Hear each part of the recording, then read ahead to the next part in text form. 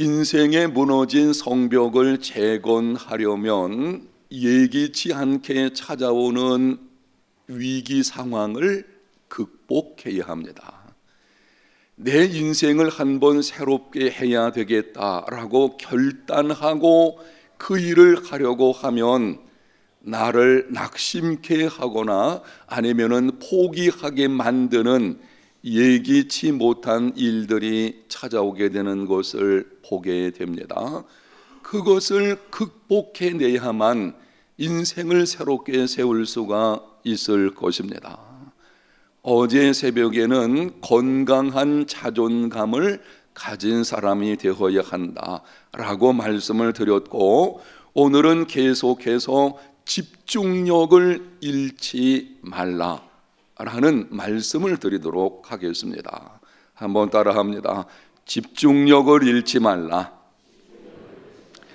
오늘 본문에 보면 성벽 재건이 한창 진행 중에 있을 때에 백성들이 그의 아내와 함께 크게 부르짖으며 유다 형제들, 그들의 형제들이죠, 그 사람들을 원망하는 일이 있게 되었습니다. 아내들과 함께 와서 부르짖었다는 것은 그만큼 가정적인 측면에서 심한 곤경이 찾아왔다는 것입니다. 아내들까지 와서 이렇게 부르짖을 이유가 뭐가 있겠습니까? 먹고 살기가 너무 힘들고 그것이 가정의 핍절로 찾아오게 된, 그래서 이 문제를 가지고 느헤미야에게 와서 부르짖어 간구하는 것입니다. 당시 상황을 조금 구체적으로 말씀을 드리면은 이렇습니다.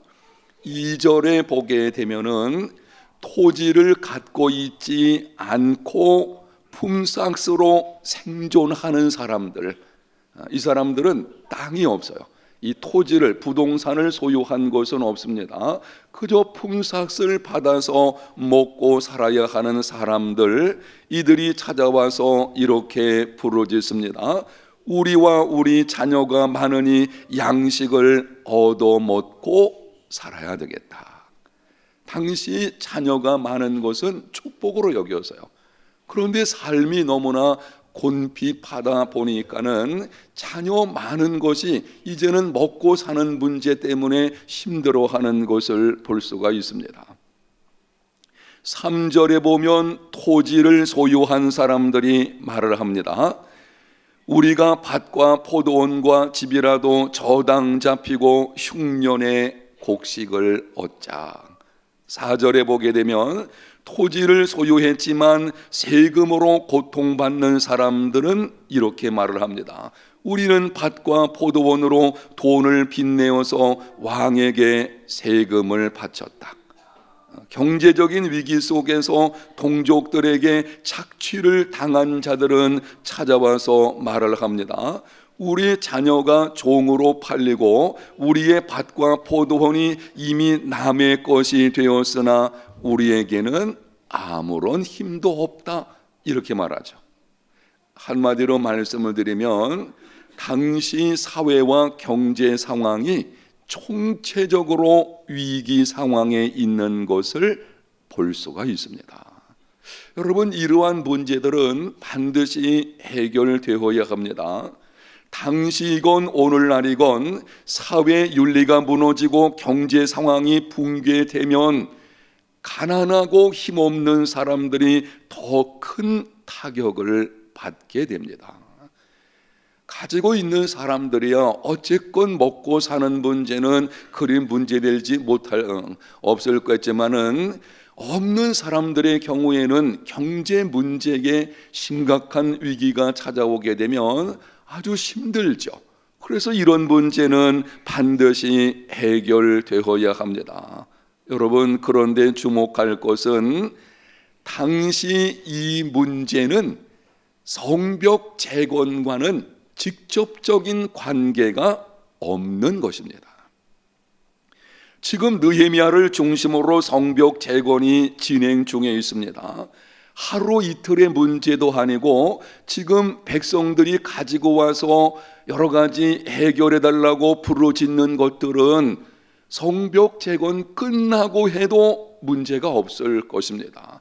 그런데 예기치 않게 성벽 재건 중에 이 문제가 대두가 된 것입니다. 이로 인해서 자칫 성벽 재건이 중단될 위기가 찾아왔습니다. 생각해 보십시오. 지금 대적들이 비웃고 조롱하고 멸시하고 위협을 합니다. 어제 새벽에 말씀드리는 거예요. 주변의 민족들, 그 사람들이 예루살렘 성벽 재건하는 것을 두려워해 가지고는 못하게 만들기 위해서 온갖 방법들을 지금 사용하고 있습니다. 유다 백성들이 하나가 되어도 쉽지 않은 일인데 지금 백성들 사이에서 서로 불평하고 원망하는 일이 벌어지고 있는 것입니다. 이렇게 되어지면 성벽 재건은 어려울 것입니다. 성벽 재건과 직접적인 관계는 없지만 재건을 집중하지 못하게 만드는 일이 일어나는 것, 이것이 두 번째 장애물입니다. 자, 다시 한번 말씀드릴 테니까 여러분이 잘 들어보십시오. 지금 성벽 재건이 한창 진행 중입니다. 그런데 그것과는 직접적으로 상관이 없는 어떤 일이 갑자기 찾아오게 되었어요. 그래서 성벽 재건에 집중하지 못하게 만드는 일이 벌어지고 있는 것입니다. 이것이 우리가 인생을 재건하려고 할 때에 찾아오는 장애물들 중에 하나입니다.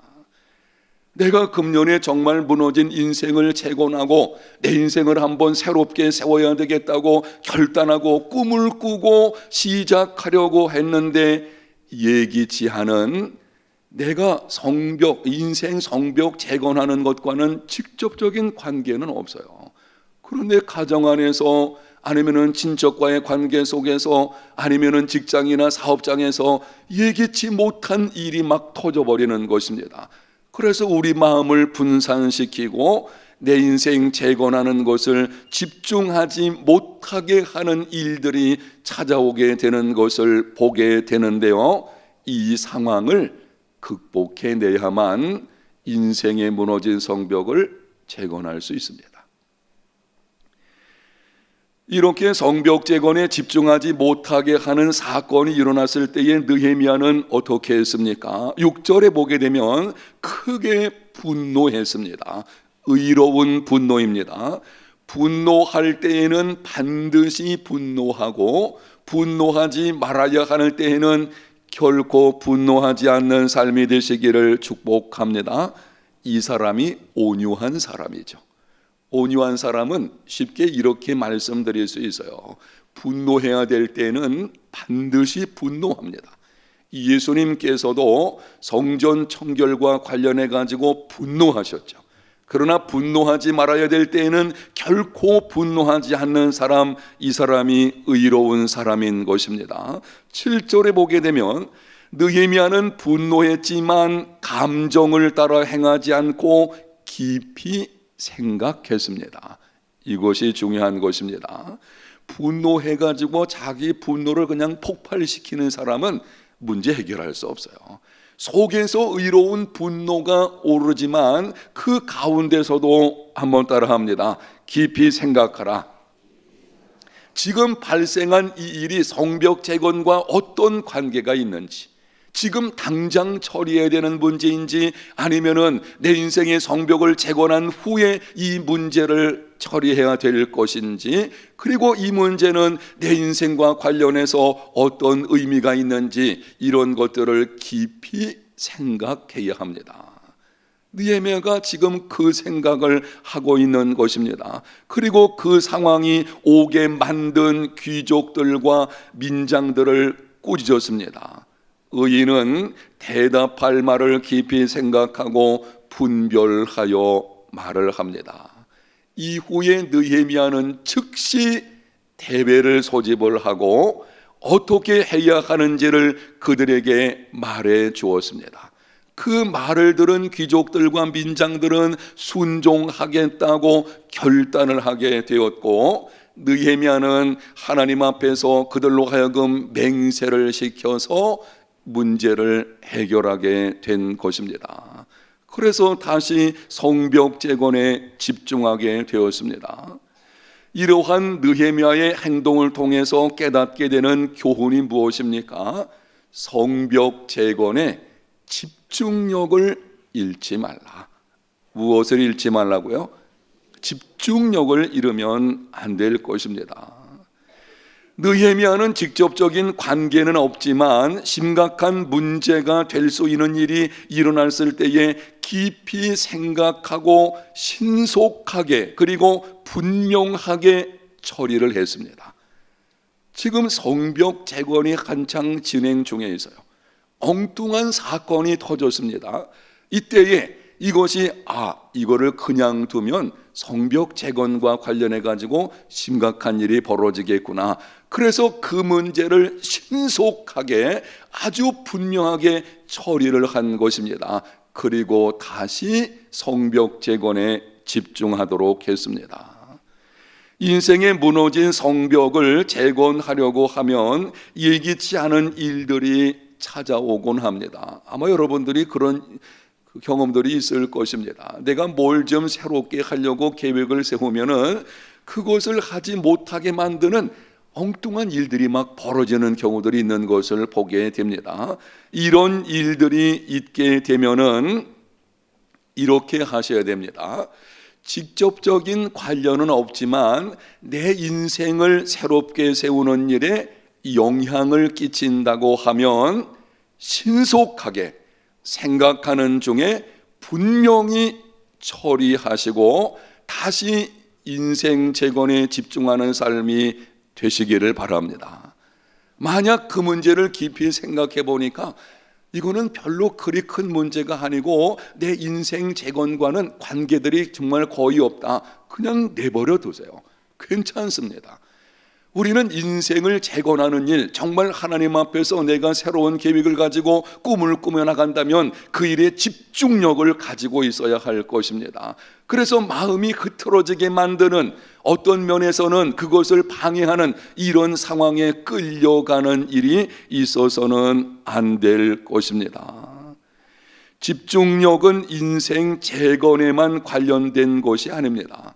여러분이 인생의 길을 걸어가실 때에 어떤 계획을 세우신다면 그것을 이루기 위해서는 집중력이 반드시 필요합니다. 뭐가 필요하다고요? 집중력. 오늘 새벽에는 이 단어 여러분들이 꼭 기억하셔야 돼요. 집중력. 저는 다음 세대 자녀들을 위해서 기도할 때에 이렇게 기도를 합니다. 하나님 아버지, 이들이 공부할 때에 무엇을? 집중력을 주시옵소서. 공부할 때의 집중력이 굉장히 중요합니다. 집중력이 흩어지게 되면 읽어도 이게 무슨 뜻인지를 모르게 되어 있어요. 진도가 안 나가는 거예요. 집중력이 필요합니다. 우리 교회에서 제자 양육 훈련을 하게 될 때에 제가 사역자반을 훈련하게 되면 이렇게 처음에 기도합니다. 하나님 아버지, 이 훈련 기간 동안 너무 바쁜 일 생기지 않게 하여 주옵소서. 무슨 말입니까? 마음이 흐트러지지 않도록 이 훈련에 집중할 수 있도록 그런 상황을 만들어 달라고 하는 것입니다. 여러분, 저는 새벽에 기도할 때마다 꼭 빼놓지 않는 기도가 있습니다. 하나님, 오늘 제게 주어진 일을 감당할 때에 무엇을 주옵소서? 집중력을 내게 주시옵소서.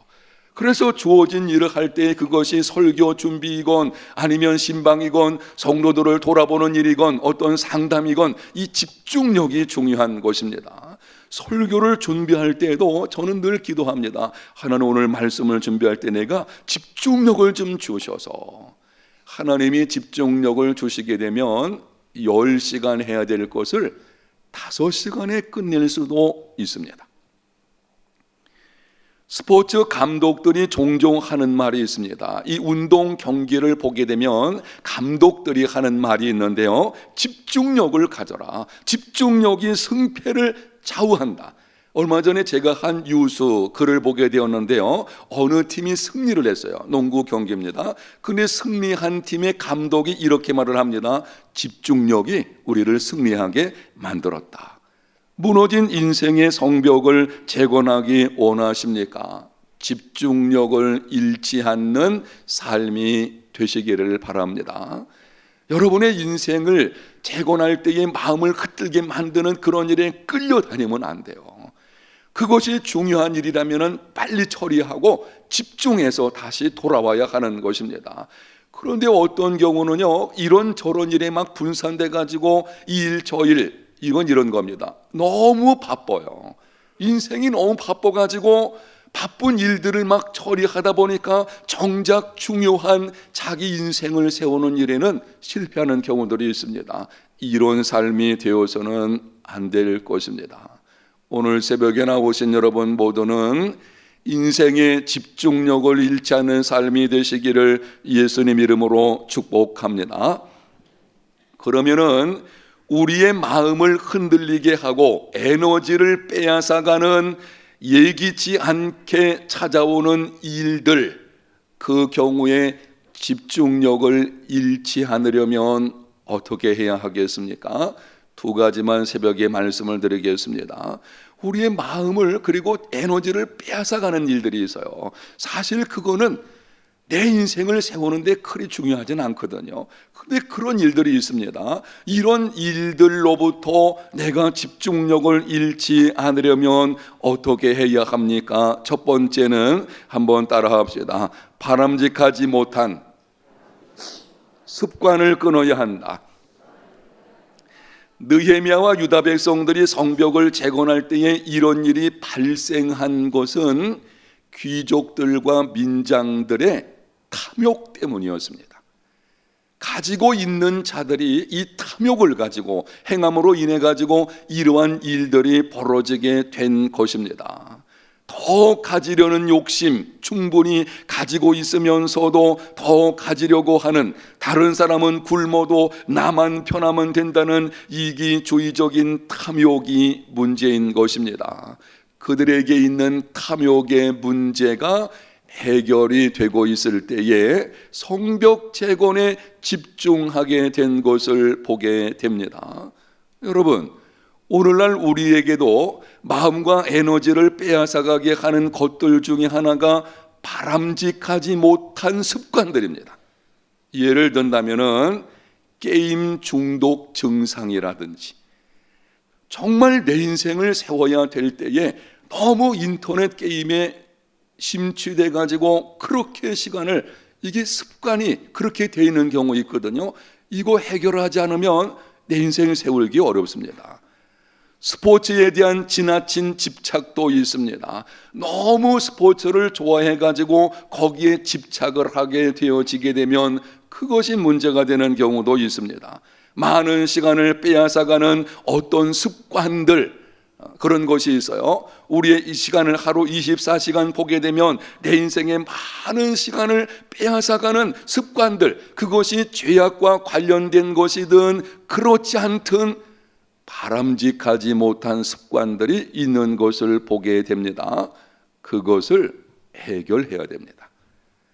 나는 정말 인생을 새롭게 하고 원하는데요, 지금까지 내게 있는 그 바람직하지 못한 습관이 내 발목을 잡고 있는 것입니다.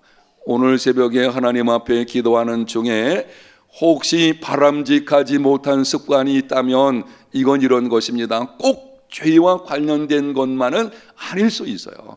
그런데 내 인생을 너무 허비하게 만드는 그런 것이 있습니다. 이런 문제가 있다면 끊어지는 오늘 새벽 되시기를 축복합니다. 해결해야 돼요. 우리 속에 있는 이 문제 해결하지 않으면 계속 그것이 우리를 갖다가 나가지 못하게 만들게 할 것입니다. 두 번째는 긴급한 일과 중요한 일을 분별하여 행해야 됩니다. 당시 백성들이 가지고 온 곤고한 문제는 긴급한 문제예요. 이건 먹고 사는 문제 아니겠습니까? 이건 긴급한 문제인 것입니다. 그러나 성벽 재건은 중요한 일이었습니다. 느헤미야는 이를 분별하고 신속하고 분명하게 긴급한 일을 해결했습니다. 그리고 중요한 일, 성벽 재건에 다시 집중하게 되었고, 그래서 재건이 이루어지게 된 것입니다. 여러분, 인생길에서 예기치 않게 찾아오는 일들은 거의 대부분, 제가 볼 때는 거의 대부분 긴급한 일들입니다. 맞습니까? 여러분 생각해 보세요. 예기치 않게 찾아온다는 말은 이거는 정말 긴급한 일들이거든요. 긴급한 일이 내 인생에 찾아온 것입니다. 그때 이것을 기억하셔야 돼요. 긴급한 일이라고 해서 항상 중요한 일은 아닙니다. 긴급한 일이 꼭 중요한 것은 아니에요. 우리는 긴급한 일을 자꾸 중요한 일이라고 생각해서 내 인생 세우는 것 팽개쳐두고 그 일에 집중해가지고 그 일에 몰두하다 보게 되면 정작 중요한 내 인생을 세우는 것은 놓치는 경우들이 있습니다. 이런 삶이 되어서는 안 되고, 여러분이 예기치 않은 일이 찾아올 때에는 분별하셔야 됩니다. 이 일이 긴급한 일인지 중요한 일인지. 중요한 일을 우선할 수 있는 삶이 되시기를 축복합니다. 예수님께서 그렇게 하셔서요, 예수님의 공생의 3년여간의 행적을 보게 되면 예수님은 언제나 긴급한 일과 중요한 일 중에 중요한 일을 우선해서 하시는 것을 볼 수가 있습니다. 한 예를 말씀드린다면, 수많은 사람들이 찾아왔을 때에도 피하여서 한적한 곳에 가서 기도하셨거든요. 나사로가 병들었다는 소식을 듣고도 있는 곳에 이틀을 머무셔서 죽도록 내버려 두셨거든요. 왜냐하면 병든 자를 고치는 것은요, 긴급한 일이지만 예수님에게 중요한 것은 그게 아니어서요, 죽은 자를 살려내심으로 자신이 부활이요 생명되심을 나타내셔서 사람들로 하여금 자기를 믿어 영생을 얻게 하시려는 아버지 하나님께로부터 주어진 사명, 내게 주어진 바로 그 일, 이 중요한 일이거든요. 거기에 집중하시는 것을 볼 수가 있습니다. 사랑하는 성도 여러분, 인생에 무너진 성벽을 재건하려고 할 때에 틀림없이 예기치 않은 일들이 터져나오게 될 것입니다. 그때에 이렇게 하십시오. 분별하십시오. 어떻게 하라고요? 분별해야 돼요. 정말 이것이 긴급한 일인지 중요한 일인지, 내 인생을 세워가는 문제에 있어서 어느 정도 관련되어 있는지, 직접적인 관계는 없지만 내 인생을 세워가는 길에 큰 영향력이 있다고 하면은 신속하게, 이게 중요해요. 집중력을 가지려면은 그 일에 매이면 안 되거든요. 신속하게 깊이 생각하는 중에 분명하게 처리하십시오. 그리고 다시 인생에 무너진 성벽을 재건하는 일, 이거는 중요한 일입니다. 그 일에 집중함으로 인생 재건을 이루고 복이 있는 믿음의 삶이 다 되시기를 바랍니다. 오늘 새벽의 말씀의 결론은 이렇습니다. 한번 따라합니다. 집중력을 잃지 말라. 아멘.